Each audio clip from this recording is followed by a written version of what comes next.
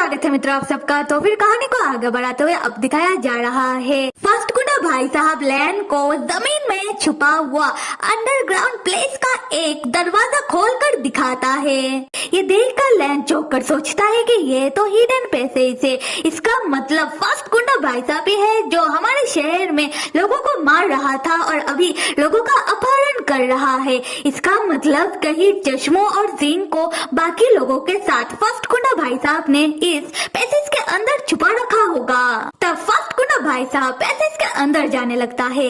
लैन भी फर्स्ट गुंडा भाई साहब के पीछे पीछे आते हुए अपना सूंघने की शक्तियों का इस्तेमाल करता है, जिससे लैन को पैसेज के अंदर से इंसानों का खुशबू आने लगता है। उसके बाद लैन फर्स्ट गुंडा भाई साहब से पूछने लगता है कि तुम मुझे कहाँ लेकर जा रहे हो, पर फर्स्ट गुंडा भाई साहब लैन के बातों का कोई जवाब ना देते हुए आगे आगे चले जा रहा था। ये देखकर लैन सोचता है कि फर्स्ट गुंडा भाई साहब लगता है कि वो भी बाकी ज़ॉम्बी की तरह ही उनका कॉन्शियसनेस काम नहीं कर रहा, इसीलिए शायद उन्हें मेरा बात समझ नहीं आ रहा।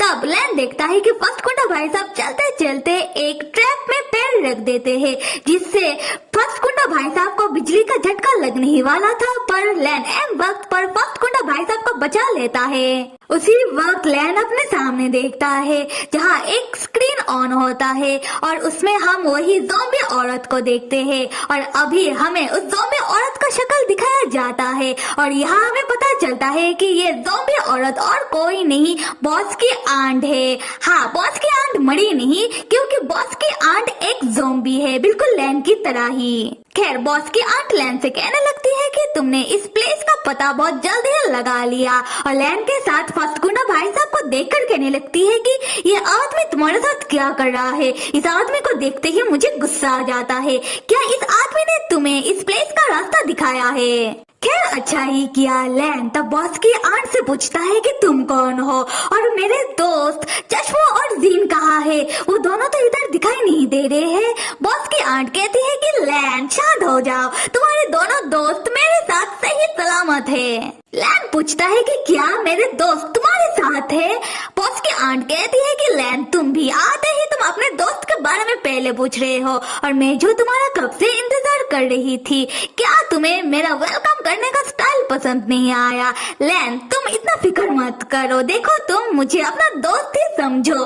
लैन कहता है कि तुम जो भी हो अपना बकवास बंद करो और मेरे दोस्त कहाँ है और तुम्हें मुझसे क्या चाहिए? बॉस की आंट मुस्कुराते हुए कहती है कि तुम मतलब तुम्हारा खून का एक बूंद। अगला सीन एन के डैड का हॉस्पिटल का दिखाया जा रहा है, जहां मीन एन को अपने साथ कैंटीन में खाना खाने के लिए लेकर आया है। मीन जब खाना खा रहा था वो देखता है कि एन खाना नहीं खा रहा था। वो खाने को गौर से देख रहा था और अपने सोच में डूबा हुआ था। मीन एन से कहने लगता है कि एन तुम इतना ज्यादा क्यों सोच रहे हो? ऐसा करके तुम अपना तबीयत बिगाड़ लोगे।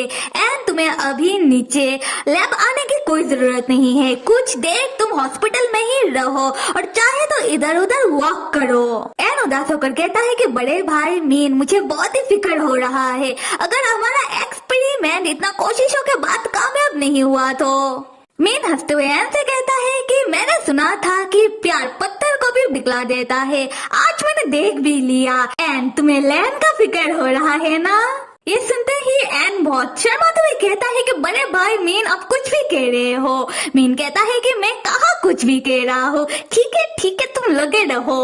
और यहाँ मीन भी एन का टांग खिंचाई करने लग जाता है। खैर, कुछ देर बाद एन अपना फोन चेक करता है, जहाँ एन लैन का मैसेज देखता है। ये देखते ही एन एक झटके में खड़ा होता है और उधर से जाने लगता है। मीन एन से पूछता है कि एन तुम इतना हड़बड़ी में कहाँ जा रहे हो? एन कहता है कि मैंने अभी लैन का मैसेज देखा, मुझे कुछ तो गड़बड़ी लग रहा है, तो मैं लैन के पास जा रहा हूँ। मीन कहता है कि रुको मैं भी आ रहा हूँ। आते हैं लैन की ओर। लैन बॉस के आन से पूछ रहा था कि मैं तुम्हारे ऊपर विश्वास कैसे कर लूं कि मेरे दोस्त तुम्हारे साथ है। बॉस के आन तब अपने पीछे ही चश्मों और जीन को दिखाती है, जहां हम भी लैन के साथ उन दोनों को देखते हैं। जीन और चश्मों बेहोश है और बॉस के आंट ने उन दोनों को एक कुर्सी में बांध कर रखा है। लैन तब अपना दोस्तों का ऐसा हालत देखकर घबरा जाता है और बॉस के आन से पूछने लगता है कि बताओ मैं तुम्हें अपना खून कैसे दे सकता हूँ? बॉस की आंट कहती है कि इसके लिए लैन तुम्हें मेरे पास आना होगा। और फर्स्ट गुंडा भाई साहब को देखकर कहती है कि इस लोअर क्लास आदमी को अपने साथ बिल्कुल लेकर मत आना, अगर ये आदमी यहाँ आ जाएगा तो सब कुछ गड़बड़ कर देगा। उसके बाद लैन फर्स्ट गुंडा भाई साहब की ओर देखकर सोचने लगता है कि फर्स्ट गुंडा भाई साहब इस औरत को देखकर उसे इतना गुस्सा क्यों आ रहा है। ऐसा लगता है कि ये दोनों एक दूसरे को पहले से ही जानते हैं। और जितना चोई ने बताया था कि फर्स्ट गुंडा भाई साहब ज़ॉम्बी बनने के बाद बॉस ने उन्हें अपने हिडन कमरे में बंद करके रखा था, तो क्या बॉस ने फर्स्ट गुंडा भाई साहब को छोड़ दिया? खैर जो भी हो, फिर लैन फर्स्ट गुंडा भाई साहब के गर्दन में मारकर उसे बेहोश कर देता है और बॉस के आन से कहता है कि अभी फर्स्ट गुंडा भाई साहब को बहुत देर तक होश नहीं आएगा। ये देखकर बॉस की आंट खुश होकर कहती है कि लैन मैं तुम्हें बहुत पसंद करती हूँ, काश तुम मुझे कुछ साल पहले मिलते। लो अब तो बॉस की आंट को भी लैन पसंद आ गया, हद है मैन। खैर स्टोरी में आते हैं। बॉस की आंट लैन के ठीक सामने एक छुपा हुआ दरवाजा खोलती है और लैन को अंदर आने के लिए कहती है। लैन जैसे ही अंदर आता है वो बॉस के आंट के सामने बेहोश बंधा हुआ अपने दोस्तों को देखता है। बॉस की आंट लैन के पास आते हुए कहती है कि लैन तुम्हें सामने से देखकर बहुत ही अच्छा लग रहा है। लैन पूछता है कि तुमने मेरे दोस्तों के साथ क्या किया। बॉस की आंट कहती है कि फिक्र मत करो, तुम्हारे दोस्त सिर्फ सो रहे हैं, कुछ देर बाद ही जग जाएंगे। उसके बाद बॉस की आंट लैन के गालों को टच करते हुए कहती है कि लैन तुमने क्यों ज़ॉम्बी होने के निशानों को मेकअप करके छुपा रखा है।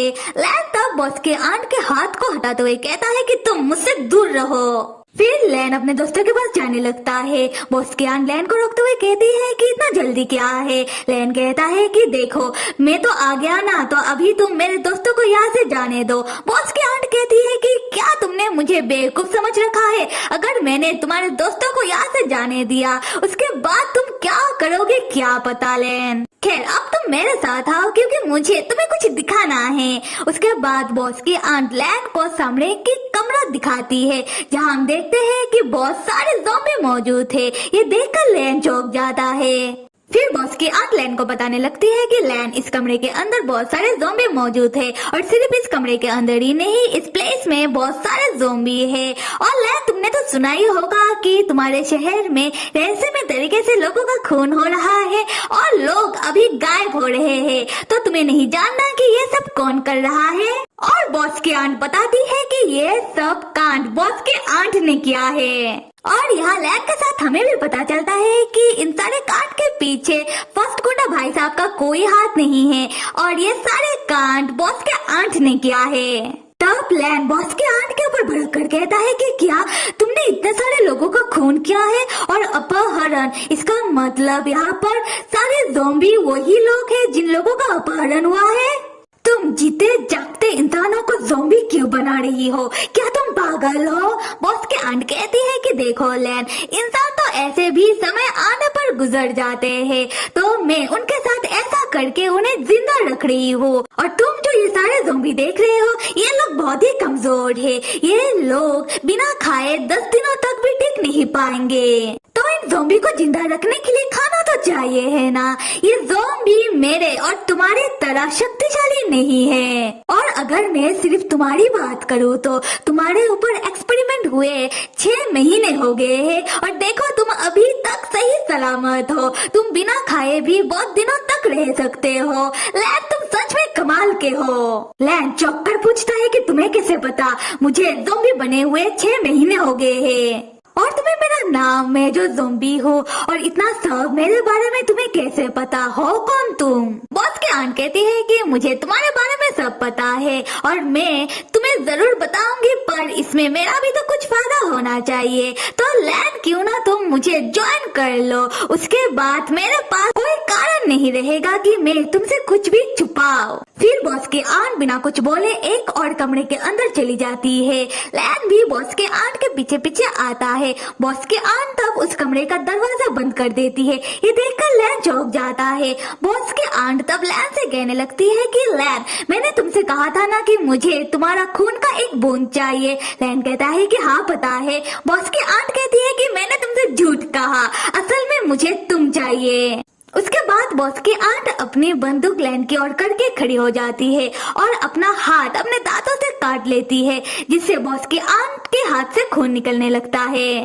तो फिर मेरे प्यारे मित्रों, आप लोग ये सोच रहे होंगे कि एनोलैंड के शहर में ज़ॉम्बी अटैक करके रहस्यमय तरीके से इतना खून खराबा अगर बॉस के आंट ने करवाया है, तो फर्स्ट गुंडा भाई साहब ज़ॉम्बी बनने के बाद उसने लैंड के ऊपर हमला क्यों किया? इसका सीधा सा जवाब ये है कि फर्स्ट गुंडा भाई साहब ज़ॉम्बी बना कैसे? ऑब्वियसली लैंड के कारण। इसीलिए फर्स्ट गुंडा भाई साहब लैंड से नाराज थे और गुस्से में वो लैंड के ऊपर हमला कर रहा था। और यहाँ पर आता है एक सवाल कि अगर फर्स्ट गुंडा भाई साहब लैंड से नाराज है, तो फर्स्ट गुंडा भाई साहब ने एन को क्यों पहाड़ से फेंक दिया था? ये जानने के लिए हमें फर्स्ट गुंडा भाई साहब की कहानी को थोड़ा फ्लैशबैक से जानना होगा। जैसा कि हमने एक एपिसोड में देखा था कि बॉस किसी के कब्र में आकर वो फूल दे रहा था, और यहाँ हमें पता चलता है कि एक कार एक्सीडेंट में फर्स्ट गुंडा भाई साहब और उसके साथ एक और पर्सन जो और कोई नहीं फर्स्ट गुंडा भाई साहब की वाइफ थी, जिनको हमने एक एपिसोड में देखा था फर्स्ट गुंडा भाई साहब को मलहम पट्टी करते हुए वो चल बसी। और जिस कार का एक्सीडेंट हुआ था उस कार को उस दिन असल में फर्स्ट गुंडा भाई साहब बॉस से बोरो करके अपने वाइफ के साथ घूमने जा रहा था, और रास्ते में किसी ने जानबूझकर उन लोगों का कार का एक्सीडेंट कर दिया, क्योंकि उसे लगा था कि कार के अंदर शायद बॉस होगा, क्योंकि कार तो बॉस का था और एक्सीडेंट जिसने करवाया था और वो कोई नहीं बॉस की आंट थी। खैर, एक्सीडेंट के कारण फर्स्ट गुंडा भाई साहब की वाइफ तो चल बसती है, पर फर्स्ट गुंडा भाई साहब बच जाता है, क्योंकि उससे पहले लैन ने फर्स्ट गुंडा भाई साहब को बाइट कर दिया था। और एक्सीडेंट के दौरान फर्स्ट गुंडा भाई साहब एक ज़ॉम्बी में बदल जाता है, और ज़ॉम्बी बनते ही फर्स्ट गुंडा भाई साहब मर नहीं सकता। तब बॉस फर्स्ट गुंडा भाई साहब को अपने घर के हिडन कमरे के अंदर बंद कर देता है और सबसे झूठ कह देता है कि एक्सीडेंट में फर्स्ट गुंडा भाई साहब और उनकी वाइफ दोनों ही चल बसती है। खैर, उसके बाद जब आंट के कारण फर्स्ट गुंडा भाई साहब बॉस के हिडन कमरे से भाग निकलता है, तब वो लैन को ढूंढते हुए लैन के पास जाकर गुस्से में लैन के ऊपर हमला कर देता है। और फर्स्ट गुंडा भाई साहब ने एन को पहाड़ से इसलिए गिरा दिया था क्योंकि फर्स्ट गुंडा भाई साहब लैन को वही एहसास दिलाना चाहता था जो एहसास फर्स्ट गुंडा भाई साहब को हो रहा है, क्योंकि फर्स्ट गुंडा भाई साहब एक्सीडेंट में अपने वाइफ के साथ वो भी गुजर जाना चाहता था, पर लैन के कारण ऐसा नहीं हो पाया, क्योंकि लैन के कारण ही तो वो एक ज़ॉम्बी बन गया। और यहाँ पर मैं एक और चीज क्लियर कर दूं कि फर्स्ट गुंडा भाई साहब जितना लैन से नाराज था वो उससे भी कई गुना ज्यादा नफरत बॉस के आंट से करता है, क्योंकि बॉस के आंट ने तो कार का एक्सीडेंट करवाया था जिससे फर्स्ट गुंडा भाई साहब की वाइफ चल बसी, और इसीलिए फर्स्ट गुंडा भाई साहब ने अभी लैन का मदद किया जिससे लैन को अपने दोस्तों तक जाने का रास्ता मिल पाया। सो देन कहानी में आगे क्या होता है ये जानने के लिए आप सब लाइक, सब्सक्राइब और कमेंट करना तो बिल्कुल भी मत भूलिएगा। Till then stay with me and see you.